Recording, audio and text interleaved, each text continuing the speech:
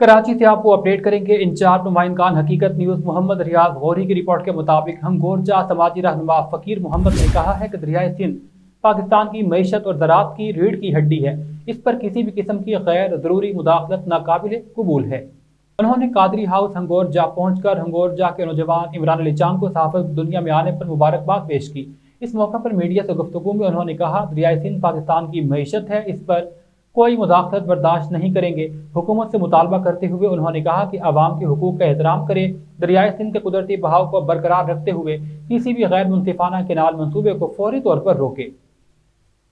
उन्होंने मजीद कहा कि दरियाए सिंध 6 करोड़ आवाम को पालने वाला दरिया है, जो कि न सिर्फ इंसानों बल्कि परिंदों और जानवरों को भी हयात बख्शने का दरिया है। 6 केनाल निकाल कर चोलिस्तान को आबाद करने का जो मंसूबा चल रहा है, हम इसे रद्द करते हैं। अगर सिंध को उसके हिस्से का पानी न मिला तो ज़राअत के साथ कारोबार, तालीमी इदारे, शहर और देहात वीरान हो जाएंगे। उन्होंने मुतालबा किया कि फौरी तौर पर मनसूबा खत्म किया जाए। इस मौके पर एडवोकेट जुल्फ़िकार अली, मौला बख्श, गुलाम कादिर चांग, पीर बख्श चांग और दीगर मौजूद थे।